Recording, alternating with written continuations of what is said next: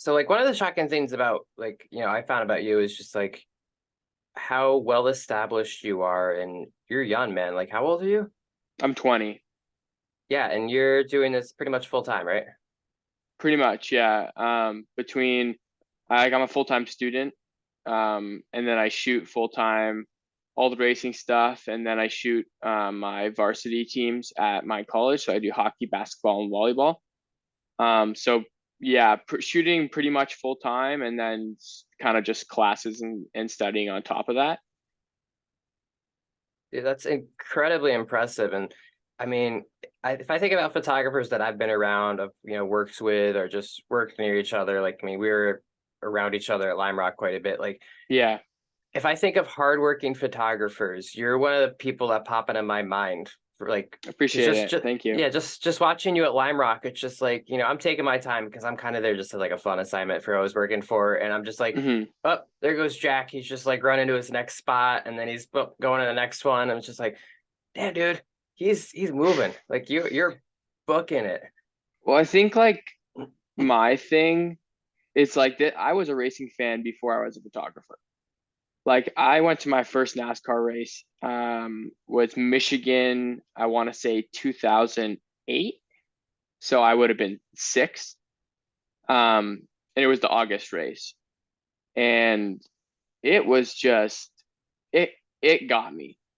I was addicted. I was instantly hooked. And I was already into cars. Like I think like when I was in kindergarten, I watched Cars most days. I had the DVD box set that came with the big blow up Lightning McQueen chair. I would sit in that chair, watch Cars. Like that movie was my life. And by the time I can remember being alive. And even before that, my parents said that I would stand at the window and just like look at cars, like just street cars going by. Like they've always captivated me. Everything about them doesn't even matter what it was, race car, street car, doesn't matter. So I think like it's been rooted in me since at a very, very young age that like cars mean something to me, right? And so when I shoot, it's not like, okay, this is what I have to do and this is the bare minimum. It's like I really want to do that. I want that shot. I want that shot. I want that shot for myself.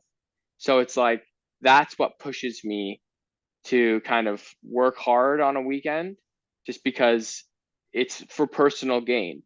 Like if I walk away from a weekend and I made the sausage, but I didn't get the shot that I really wanted, then was it really a success? Like it's personal stuff like that that pushes me to work kind of a little bit harder each weekend. No, that's great, and that's like this job from like my experience. Like you have to be passionate about it because it can be very laborious. Oh yeah. It Like it really helps to be passionate, that's for sure. And you can see on every race weekend there's somebody there who's either lost that passion or is just there because they're there. And that's kind of my only goal in my career is to not end up like that. Because like right now, I get this so that feeling when I was 6 going into Michigan, driving through the gates, I get that feeling every time I go into a track still, and I'm 20. And if that feeling fades, then I'll be sad because I love it. And even any terrible day at the track is a great day in my books because let's say you go out and you shoot practice and the photos are terrible. Okay, you tried. I mean, it's not like obviously you can't just be like, "Oh, I tried, it's fine." You need to improve and probably they're not that as bad as you think. I think as creatives, we all do that thing where we're like, "Oh, we're terrible. That's it. I'm giving up. I'm never doing this again." But in reality, they're still fine, and most people are never going to notice. So not beating yourself up, but even after a bad session, if you have time just to go out, walk the paddock, talk to your friends, all that kind of stuff, it's still a great day, even if you maybe don't execute the way you wanted to. But then you have the flip side of that where you can come off of a practice or a qualifying session and you're like, these are the best photos I've ever taken. And you're super excited about it. But it's still a great day at the track, you know? It's hard to have a bad day at the track, obviously barring anything ridiculous. Yeah, like I mean, I shoot some track days for like SCCA. I get contracted out by the guy that does them. Hmm. And like those are like some of the more boring days, but like I'll sit there and be like, "Ugh." Sometimes I'll be like, it's kind of boring, but then I'm like, you idiot, like you would still rather be doing this than any other job. Yeah, Like, it's like what you would rather work at Best Buy or at like a, I don't know, an office job? No, you're gonna want to like, and that's no hate on office jobs or Best Buy, but if you're a racing person, those probably aren't really cutting it for you, right? no, And like I and mean, the reason, like, I don't shoot a whole lot of like small track days or anything like that, but I have sometimes just because I've just been there, and they're amazing because especially down where you live at Lime Rock, so much racing history there, right? So somebody you're talking to at like a small NASA or SCCA track day is like raced IMSA 20 years ago, or like or crewed on a cup team, like crazy stuff like that. They all have crazy stories, and I that's what I love about smaller grassroots events too, is you never know who you're gonna meet. and it's also like accessible too. You see Hmm. like if you go shoot an IMSA race because I mean we all were fans growing up, and I think at some point we all be like, yeah, I want to drive one day, and you know, Yeah, for sure. and do I want to necessarily drive now? I mean, no. I mean, yes, but no, but maybe a little bit yes. And Yeah, I go shoot an IMSA race, and it's like, yeah, that'll never happen. But you go to like shoot a track day or something, like, maybe one day that is a possibility. for sure. It's accessible. And that crosses everyone's mind, I think. It still crosses my mind every day, and I'm kind of actively looking to try to get into something just because it looks like so much fun. And I know, like, I'll never get to like a Trans Am car or like anything like that. But if I can run like a kart or an outlaw kart or even like a TQ midget or something like that, no, that's no hate on TQ midgets. I'm sure they're an absolute handful, but they're kind of semi affordable. So that, or even like a spec racer. I was looking at spec racers the other day. You can get like a full, ready to go season package for like 22 grand. Like, You, you can't really complain too much about that. you ever look into The Formula V? Yeah, but those things are death traps, man. Those things are terrifying. They scare me. So I got Any brought on racket, last. because they're so cheap, right? Like you Yeah. roll up on Craigslist and it's like, oh, $800 Formula V, and you're like, one wreck, and it just sounds scary. Open cockpit cars scare me, man. And For open sure. wheel open cockpit cars. That's like Yeah. a like I got brought on to be the photographer for Northeast Formula V on their last event last year. I'm gonna be doing that Hmm. this year, and they race Nice. alongside like the SCCA club racing. Yeah. And they're talking to me like the guy that runs it, Jeff Adams. He's like, they're affordable. You should try it out one day. I'm sitting there looking down at the thing. I'm like,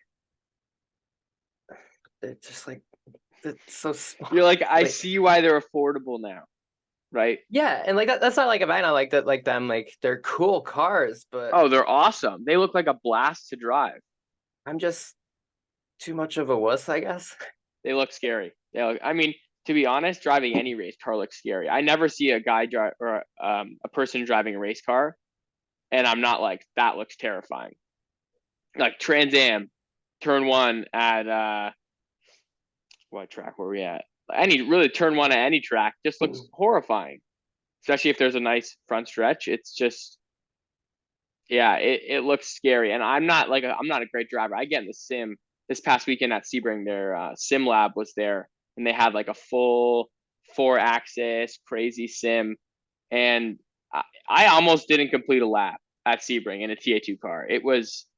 It's really hard. It's way harder when you take like, that sim was worth over $100,000. I'm pretty sure. But like, I've spent time on like $2,000-3,000 sims running like MX5 Cup at Lime Rock, and that's the most fun ever because you're not gonna really wreck it. It's really fun. I mean, you spin out a couple times, but you get the hang of things. And then you get like, I got in one of these sims last year, and I ran TA2 at Coda. I didn't make it past turn three. It's super hard, and that's probably more my lack of driving talent. But these sims are very real, and if you've never driven a race car, it feels super foreign. Do you ever watch MX5 Cup in real life? Yes, it's amazing. Dude, I it is the watched mo- it at Road America last year. oh my gosh, Unreal. man. Unreal. It's like if it's on, like I don't follow it actively, Hmm. especially since, a lot of the weekends of the summer I'm away shooting, something grassroots or whatever. But like if Yeah. it's on, man, that is one of the most entertaining series on the planet to watch. It might be the most entertaining. I watch a lot of racing. It's probably one of my faults. I'll be out at the bar with my friends or whatever, and I'll be like, World of Outlaws is on right now. Anyone want to get my laptop out and we could watch some World of Outlaws or like anything, right? And the But tough part is like nobody else cares. no, nobody else cares. I'll have it on in class. Like, I have Flow, so all the dirt stuff, like Lucas Oil, Lucas Oil late models, all the sprint car stuff, all the midget stuff, and Flow. I mean, you have Flow, right? I do, yeah. I do for the There's chili something bowl. on like Yeah. every day. Like Yeah, it's pretty much. crazy, and you're just kind of not forced to watch it, but you're not going to watch it, right? Yeah, It's it's like been it's very there. addicting getting Flow. I remember fanschoice.tv, and I used to like when I was, younger and had more time, like in high school and stuff, I'd sit there and Hmm. watch like Tucson Speedway's weekly event every Saturday Right? if I wasn't Yeah. at the track. And Right. and I we mean, live in it. Oh, I okay, know here you you go. go. You good?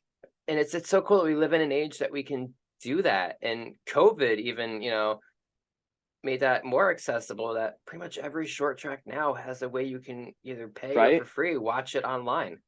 It's crazy. It's wild because you go to these short tracks. We have like so the NASCAR scene up in Canada is really different from kind of anywhere else in the world. I guess it could be kind of like the Mexican series or the Euro series, but even then they're very different. Like they're their own car. Like they kind of look like like a NASCAR stock car, but they kind of look like their own thing, and they are their own thing. But we run a lot of two street races, two street courses, a bunch of road courses, and then some ovals, right? And the ovals are all super small, but you can stream. Some of the tracks have like live streams, and there's a streaming service. I mean, not really streaming service, but like production company out here called GeForce TV, and they do like a lot of the streaming, all the dirt track stuff. Like so, Oshweekend Speedway is from where I grew up was about half an hour, and they race because they actually bring in like pretty big race nights. They do Pinty's races there, so the Canadian NASCAR they race there twice a year on dirt. So they have like this huge array of schedule. Like you have dirt, you have street courses, road courses, ovals, like all this stuff going on, and it gives you a wide array of stuff to watch, and it's fantastic at the grassroots level that you can watch kind of whatever you want. No, and the Pinty series is another one of those series. It's like, it's like Mazda Cup, and then to me the pinnacle of it is Trans Am, which we'll get into, of just these Oh yeah, series that kind of don't get all that much attention, but they put on some of the best racing. Like, for sure. and it's like I wish I could follow them. I just I'm spread so thin in my interests across racing because Oh yeah, it's hard. it's It's everything. very hard. And the Pinty series is like every time I ever watch it, I'm just like, why is this not getting more attention? But I'm also guilty of it because I don't always watch it. Yeah, But and that's fair. And there's a lot of reasons for that. Uh, it's a great product. It honestly is. Pinty's is great. I enjoy every race weekend I'm at, but it's chaotic. You never really know what's going to happen, which is part of why it's great. But also, the teams don't have that big budgets, right? Uh, like when they tear up a car, most teams, like the bigger teams in the series, they can tear up a car and race the next weekend. But some people who maybe have like a personal team or like a solo single car program, if you tear up a car and the next race is next weekend, there's a chance they may not make it, right? And it's just like the limited budgets kind of limit where where the series could go, and track wise too, we're pretty limited on where we could go. But um, we've had talent. Tagliani, he races full time in Pinty's for the last couple of years. Alex LeBay, he came from Pinty's and now races in the Xfinities, sometimes part, sometimes full time. We have talent come through. I think right now, Trayton Lapsevich is kind of our shining star of the series. He's super young. He's won multiple times. I would look for him to be in the trucks probably within the next couple of years because he's fast and young and very talented. So So when you see those guys make it big and like, Xfinity and stuff, are you automatically like rooting for them just because they're from Canada and that's, kind of like a hometown hero in a way, even though it's not more of uh a town? yeah, I would say so. I mean, I always like seeing Alex Labay do well. He's really good on road courses. Like every road course they go to for qualifying, you usually see him up there, at least like top 15, top 10, which is always cool to see.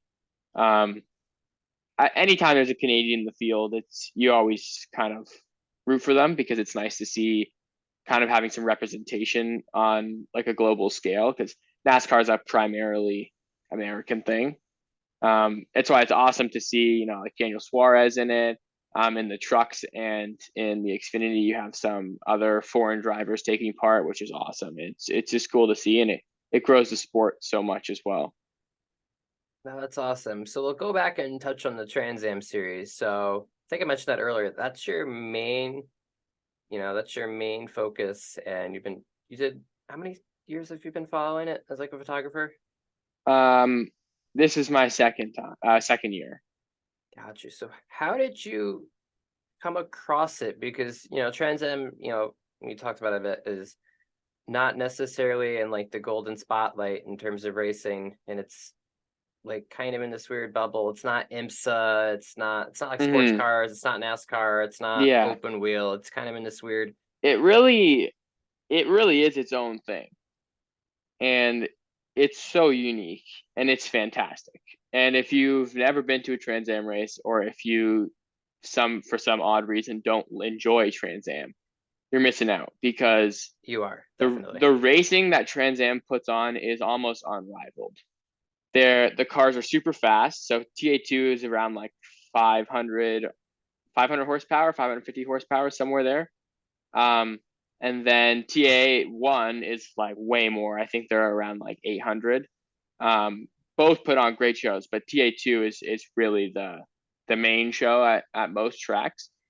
I think last year at Coda, TA2 had over 50 cars entered in a field. You just don't see that size field and in anywhere else. And then all the cars are fast, loud, and the top 20 have, I'm not going to say the rest don't have talent, but the top 20 are talented race car drivers. And um it is put on a great show. You have such a wide array. So a lot of the Charlotte based teams, they kind of use it as a like road course practice kind of series for NASCAR drivers. So you have like Brent Cruz, who's insanely young. I think he's 15, and he won 2 or 3 races last season. So crazy talent there.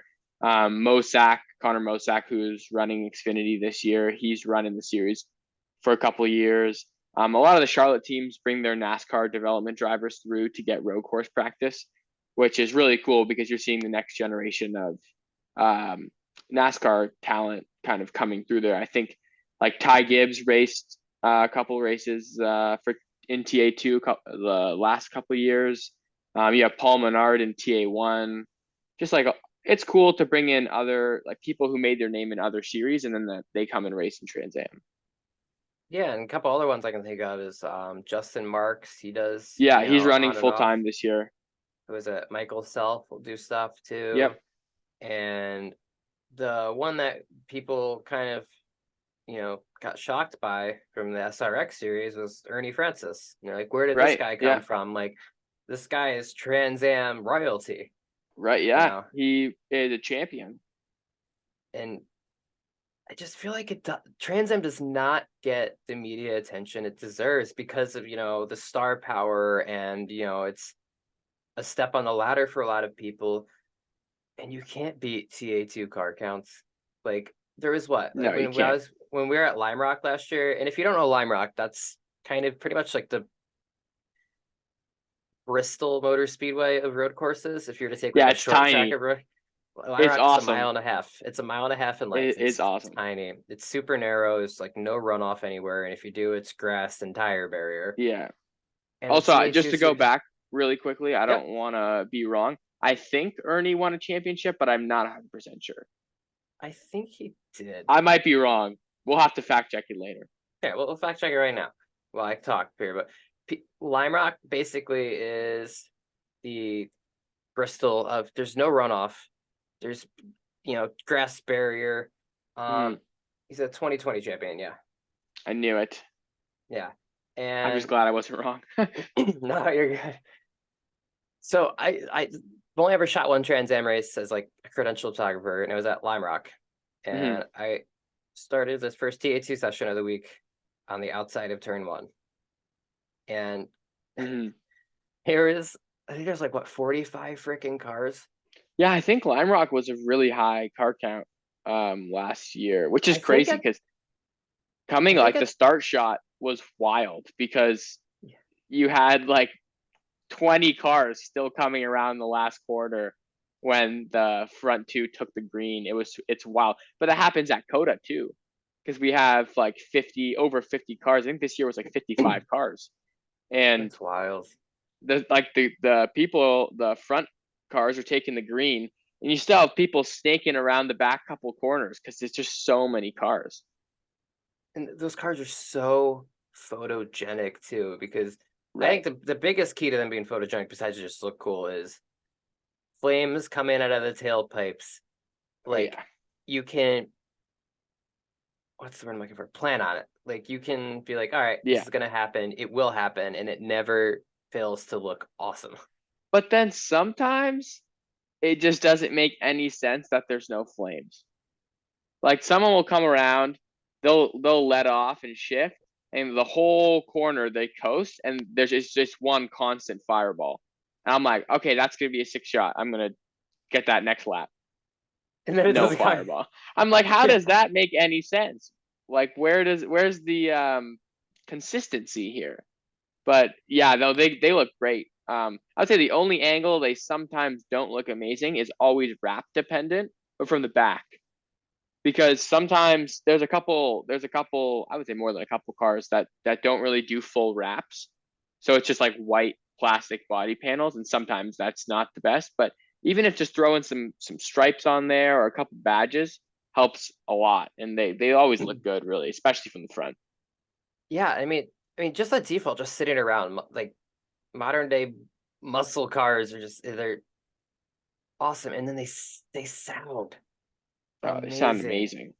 Oh yeah, But I you can hear actually them think coming from a mile away. they're so loud. Actually, I like the TA cars better. Like Yeah, my that's fair favorite though. sounding race car in the world is a Trans Am TA car. Right. And the TA series is like a whole other game on its in itself because they all have different chassis manufacturers. So in TA2 you have I believe three options. You have Cope, HOW, or SLR. But in TA they all kind of run their own thing, which is really cool. So like a couple of them have like the Riley chassis. I know like Draiss, I think he does his own thing, his own chassis, and I'm not sure what the other cars run, but um, Chris Dyson's car, I think, though some of the Dyson racing cars, they just sound so good. Whatever motor they use is just they all the cars sound amazing, but the Dyson racing cars just sound oh my, just just so nice. It's something you just because like I'm not a car guy. I made a tweet about this, and I was surprised at like how many other people like that work in motorsports aren't car guys. Because I always feel like weirded out, especially when I go to like grassroots stuff, and then after on track stuff is done, I go talk to people, and as soon as they start talking about like car specs and stuff, I'm just like, Feel like I'm out. yeah, yeah, that's cool. Uh-huh, uh-huh. But like there is nothing that is more fascinating to me in terms of like car specs or anything to do with like cars themselves than the freaking sound of those cars. They're Yeah, unreal. it is. But It is really cool. They almost don't really sound like you can't really compare them to anything. Like I love like honestly the cars I would compare them to the most, which is kind of weird, would be the RSRs from a while ago, like a couple years ago, I think 4 or 5 years ago. I saw IMSA race at, that was actually one of the first big races I ever shot. I think I was like 16 or 15. I shot IMSA at Mosport, my biggest local track. And that the RSRs just sounded unreal, like better than anything else in the field by a mile. I mean, they don't sound as good anymore, but I honestly, that's probably what I would say is my next closest modern race car that sounds kind of like a TA1 car. I missed the Ford GT in IMSA. That was a good sounding car. Yeah, yeah, they sounded good. They were really nice too. They shot really well. Side panning, Oh the my GT, gosh. oh, it was good stuff. They were one of my favorite cars to shoot. Like Oh, for sure. there wasn't a bad angle. Like they looked cool from No, behind, the from the back side. was super nice. It was awesome. But So so did I you got shoot them at the Glen Lime or at Rock. Lime Rock? Lime Rock, yeah. That was well before I even considered this as like something I could actually do. It was just like I had to Yeah, show up with a fair. fan, which is Yeah. like Lime Rock's basically my living room. Like that's my home Yeah, track. exactly. Yeah. That's my playground. So I mean, I would go over there just to shoot random track days if I was Yeah. around and had the time because that's just like, Yeah. that was there. But Lime Rock I is think super cool too, especially the uphill is such a unique feature at a racetrack, and it's just so iconic too. I don't think anyone really involved with racing that either doesn't know what the uphill is or hasn't seen a photo would be just, there's no people like that, right? and it's photogenic as crap too, because Yeah. it's in Trans Am weekend, cars will go up that hill, some of them, and they will get two tires off the ground, and some of them will even get four Oh tires yeah. off the ground, completely I ramping up. I have a photo of, I want to say it's Darren Mock last year, and he's just like that coming up the uphill. It's wild. I know Thomas Merrill, he always goes up there like Yeah. he goes at full bore. It's awesome. And then shooting that turn, you go to the outside of it, kind of up at the top, and I'm from here 5 feet away, five, Hmm. 6, 7 feet away from the car, and it's just doing it like freaking 3,000 pound car is just doing a wheelie right by you, and it's just like, Yeah. You're like, this whoa. could go so wrong, which is, it's wild to think about because I mean, I've shot at a lot of tracks. I know you've shot at a lot of tracks. It's crazy how the safety precautions aren't like kind of standard. Do you know what I mean? Like some tracks you go and they're like, oh yeah, go in front of the fence, go in front of the Armco, stand wherever you want. And then some tracks it's like, no, you can't do this, which is really, you can do this anywhere else. Yeah. It's kind of wild. And it's also differs like worker to worker, which is kind of interesting because like I had this happen to me at Sebring last year. One of the corner workers was like, see that spot right there is great. You can go stand there. It's like, but like on the other side of so at Sebring, there's like two pit lanes. It's like the front one with all the garages, and then there's the back one, which I'm not sure if it's like the pit entrance, right? And so he was like, "Oh, go stand there." So it's on the other side, kind of in like the median. And then I shot there. It was a great shot. I came back, um, same guy there, and he was like, "What are you doing? You can't shoot there." I was like, "You told me like 5 laps ago that I could shoot here. I'm just super confused, like how this works." But it's just stuff you have to put up with sometimes. Oh, it's tough, man. That anybody will tell you that track security is the most gaslighting group of people in a way. Yeah, yeah. But I mean, you treat them with respect. They're just trying to do Oh, their you have job, to. Oh yeah. and there's not really, there's no room in treating people. There's no room for treating people with disrespect, especially at a racetrack. I think everyone's there just trying to do their job, and like especially them. You just gotta kind of move on, and if you have an issue, be respectful, and then go to the proper outlet to talk about it and see how you can resolve the issue, right? Yeah, because 100%. Because most of the times that happens, they're simply just looking out for your safety. Because what we do is very dangerous and could go wrong For very sure, for quickly. sure, So for I mean, sure. sometimes yeah, like some of the stuff, I'm just like, but why? This is dumb. But Yeah, at the end of the day, yeah, it's people just looking out for you, yeah. and that just, I guess, standards for safety differ because, for Yeah. example, I go shoot motorcycle racing at New Hampshire Motor Speedway. Hmm. You can literally stand on the track in some parts, like Yeah, on the that's track while wild. they're racing. When you got like, I forget what track. I never go in front of Armco because that's just like not a thing that I want to do. And like I know there's spots like where the two walls intersect. So like if you walk in front of this one, you're not on the track because there's the other fence, but it's still it doesn't really do it for me. It's kind of scary to be honest. And even at like Sonoma, there's so I don't know the turn numbers because they always confuse me, but that big was that the carousel at Yeah. Sonoma, the last turn, and they have all that signage, right? Like Toyota, Pennzoil, all that, the big billboards. Gotcha. Yeah, it's There's not the like these, carousel, but I know what you're talking about. yeah, Just okay, so not the just so we don't carousel. confuse people. Yeah, well, I can't remember what they call it, but and It's the so turn on the before back, going into the hairpin. yes, Yeah, okay. yes, that. Um, there's on the back side, there's like these gates. So they got like the media lock on it. You put the code in, you open it, this gate's open, and you like duck into it, come out on the other side of the billboards between the Armco and the billboards, and that's how you shoot that kind of sequence of corners. But it's like if something were to go wrong, my escape is not easy, especially like with a 400 on a monopod. Like I'm not just throwing my 7200 around my hip and booking it out of there, right? It's fine. Like I never felt not safe shooting those corners, but it was just something that you have to think about every time you put yourself in a shooting situation where your escape is and where you do feel safe. No, that's a very, very important thing, and that's something that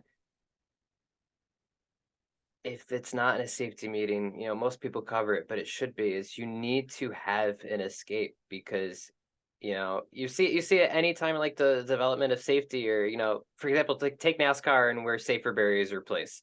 Yeah. Before they're everywhere, cars would find places to hit where there wasn't a safer barrier, and it still Oh yeah. happens. It still Oh, it still happens. Like, happens, which is crazy. yeah, it's just like, well, we never thought you'd hit there. The same Yeah. thing goes for where you're shooting. Like, Yeah. well, I'm fine because nobody's ever hit here. Well, It it's changes possible. all the time. It's within the What realm of what I find possibility. funny too sometimes is that like everywhere you go, they're like, don't shoot through the arm code, don't shoot through the arm code. Because everyone wants the arm code shot, even though it's super basic now, but everybody wants it. Everyone's got to It get was it. cool at a point. Yeah, it is cool at a point. But then the track will use Armco photos in like their marketing. Yeah. But then you go to the track and they're like, no, you're not allowed to shoot through the Armco. So I think that's funny because they realize that if it's done right and in the right spot, it's pretty sweet. No, it is, and that's something that any safety meeting at Watkins Glen, there's like, don't shoot the arm code, don't shoot. Nobody Yeah. listens to it. Everybody shoots Like through you're the like arm code. that's like the defining shot of the Glen is like the Armco shots because everywhere you go, you see all the IMSA photographers, all the SRO photographers, everyone's got the shot through the Armco, and like they're so adamant about it at the Glen, but I don't know. No, I don't think anybody really listens.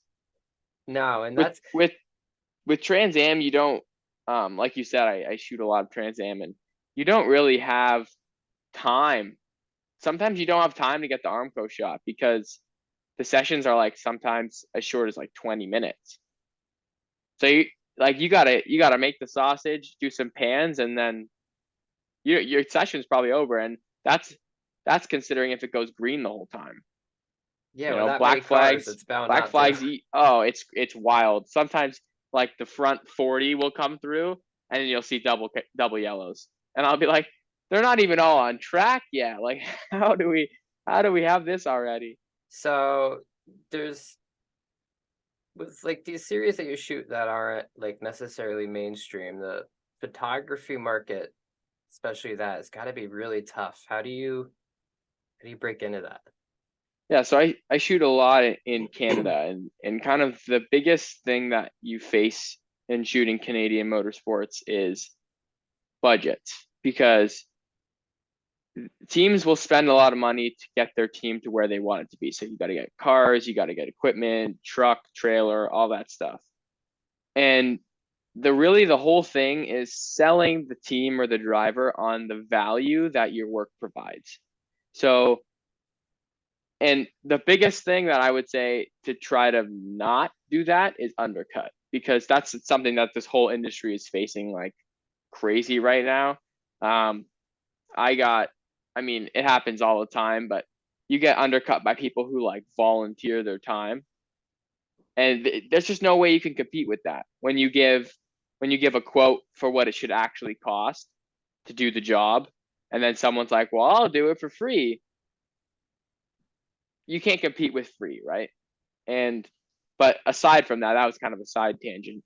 But how you need to sell yourself to the team and show them the value, or the driver, the value that your work provides. So if you take the photos you took for a weekend on for a team or for a driver, and you can actually show them how they did on your Instagram, or how they did on their Instagram, or social media, or marketing, or whatever it may be, then you have something to build off of. You have something to show them. This is what my work provided for you. I mean, that's, some people have crazy budgets where it doesn't even matter, and they just want photos, and they're just going to pay you for them because that's how it works.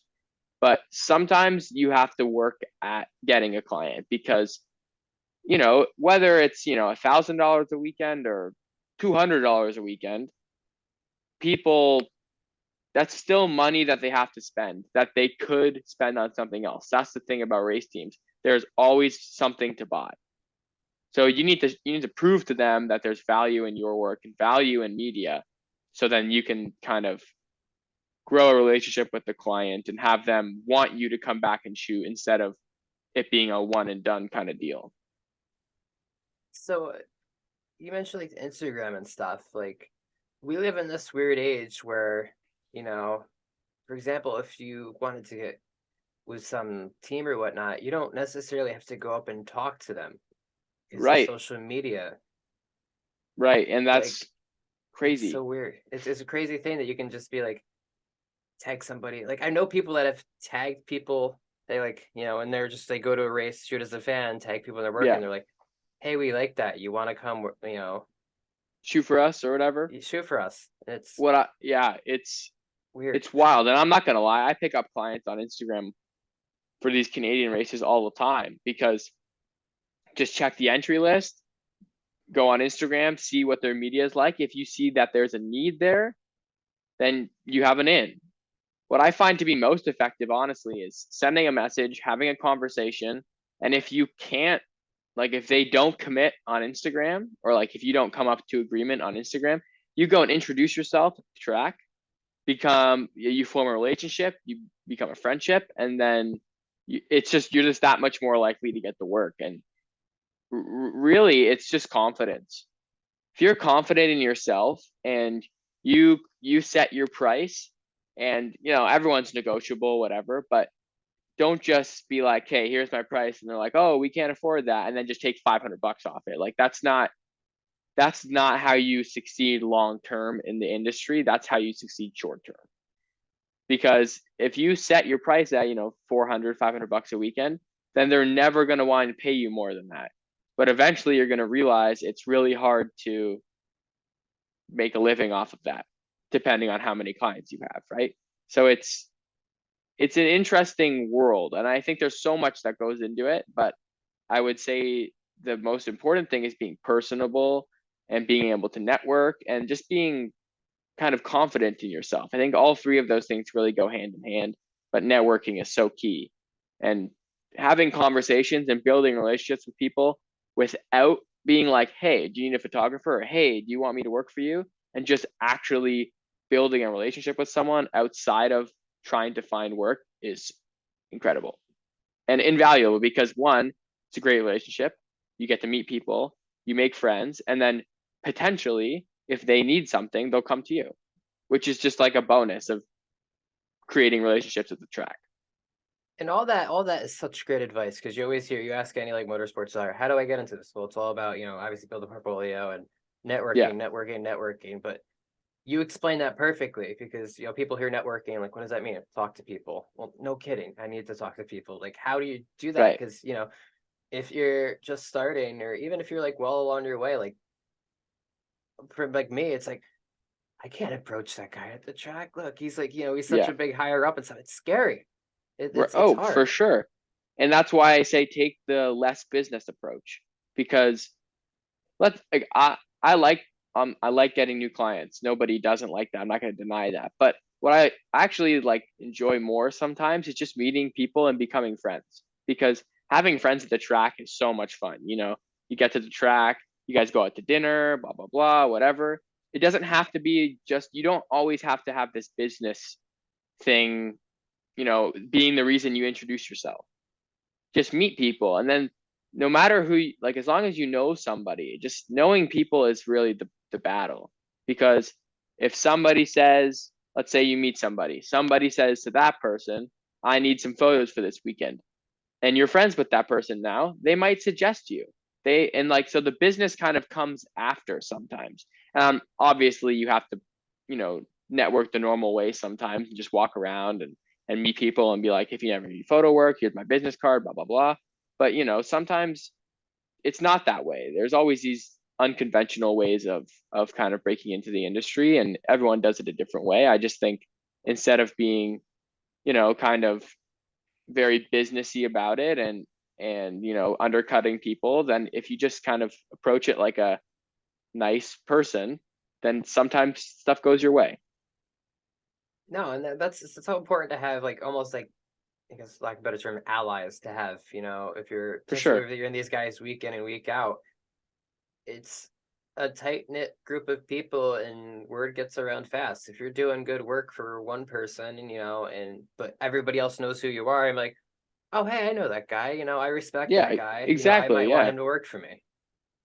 exactly. And yeah, that's really why people do it, right? I do it because I love racing, and I love getting to combine my passion for photography and for racing into one thing. And I'm super lucky that I have that opportunity. And so every time, I consider it a privilege every time I get to go to a track and shoot. So instead of, getting a bad reputation as like just the person who's just money hungry and there to make money, I try to make it like a full experience, and like, because I enjoy there, whether I'm shooting or a fan or whatever, I enjoy being at the track. And I think if people see that kind of passion within you, then the rest will kind of come with time. Adding the networking, adding the photography, adding the skills, then it all kind of comes together and usually works out And it definitely shows too. It shows very easily whether you're passionate about it or not. very And quickly, for sure. any of the photographers that I know that are like, or have met, that are like bigger, they're very successful in the industry. It's like, yeah, no, the passion came first before the business. Oh yeah. And I think that's probably a big key to succeeding in this, is you got to be passionate about it, because there are days that suck. There are days that are Oh yeah. hard. But at the end of the day, like we said earlier, I'd rather do that than an office job. Like 100%. I'd rather walk from the media center at Watkins Glen to the bus stop 6 times over with all my camera gear when it's 95 Yep. degrees out and the heat index is, a million Yep. degrees, before, typing up some paper that I have no interest in. For sure. And it's not all glamorous. I don't think anybody pretends for it to be glamorous. A lot of people think it is, but it's not. Like the days when you're in a cheap hotel eating Chili's for dinner, it's a little rough sometimes. But at the end of the day, you get to work at a racetrack with race cars, taking photos. Like, I don't really know how that can be a bad thing. And I can see how some people maybe do have worse days than others. I'm 20. I'm a student. I don't have a family. I don't have to, pay for all these things that like real adults have to. So I understand that adds another level of stress, and being gone from your families and all that stuff. I understand that. But for where I am right now, I'm so happy just to be at a track. It doesn't even really matter for me. No, it's so, and I was talking about this with forget who I had on the podcast. There was another photographer, and we were talking about just like how important it is to, I think it was with Wayne. He's a photographer for SRX, and we were talking about how important it is Oh, Wayne to, Regal. yeah, dude, I Yeah, love Wayne. Wayne's awesome. I've never met him, but he seems like a nice guy. Oh, he's so awesome. I love him. But, you know, like you and I, we live most of our, time at these racetracks through a viewfinder and then at a screen editing. And we never like, not never, but like, it's important to just like sit back and reflect on like, dude, this is really cool, Yeah, because we're all exactly. fans deep down. We are all once, still fans, but we all started as fans. And it's just like, wow, man, that's pretty wild that I'm just Exactly. chilling here. This is And I what I probably, do. yeah, it's crazy. I probably have those moments like maybe like 5 times a year, but sometimes more than that too. Because like this past weekend at Sebring, Richard Petty was the grand marshal. And so I was just like, I didn't even know. I was just walking to the paddock and I was like, oh my gosh, that's Richard Petty. Like that's wild stuff, right? And I mean, Road America last year, I was there for the NASCAR race and on the Trans Am weekend. And at night, we went to the Plymouth dirt track for the Road America July 4th dirt sprint car night. And I was having the most fun. I just was just sitting back, relaxing, watching some dirt racing. It was awesome. And that's the kind of stuff that really makes you appreciate, the opportunities that people get and being able to shoot racing. It's just such a privilege. And people like I'm very lucky that I get to do that. No, it's very fortunate. Like one of the coolest moments for me is I shot SRX at Stafford last summer, Yeah, that's and cool. they have a practice at like noon during the day. So they wheel all the cars out, and it's not open to the public. There's nobody really at the racetrack yet. So they wheel the cars out, and all the drivers kind of start making their way to the infield by pit road. And there was probably not even 50 of us in the infield, Yeah. but a dozen of them are the drivers. Like I'm sitting Hmm. around here and like, let's see, Bobby Labonte's just chilling over there. Yeah. Tony Stewart's right behind me. Yeah. Who else is there? Paul Tracy's just sitting. There's Haley Deegan. I'm just like, I'm surrounded by these childhood heroes of mine. Like Right. that is the coolest freaking thing in the world. Right. And I think a lot of people they like to say, "Oh, they're just people. Don't treat them any different," which is super valid. But it's okay. It's okay to fanboy sometimes or fangirl, whatever. It's okay to have that moment. It's not okay to be unprofessional or unprofessional and be like ask for an autograph or whatever. Like that's not okay. But it's okay to be like, "Hey, this is cool. That person's cool and I get to hang out with them. That's cool." Yeah, Right? like don't act on it. But Exactly. Don't act on it, but it's okay to have that feeling. no, because like another person I had on the podcast the other day, Justin Potter, he's the photographer for Storehouse Racing, and he was talking about Yeah. like, yeah, Oh, I've his been work's around unreal. dude, on love his work. But he was talking about like, yeah, I mean, I've been around Tony Stewart plenty now, but there's like, he's like, every time I see him, it's still like a little weird because it's like that's Tony Stewart, and he's like, I never want to Yeah. lose that, Yeah, and I think it's exactly. important to never lose that because then it For just becomes sure. a job.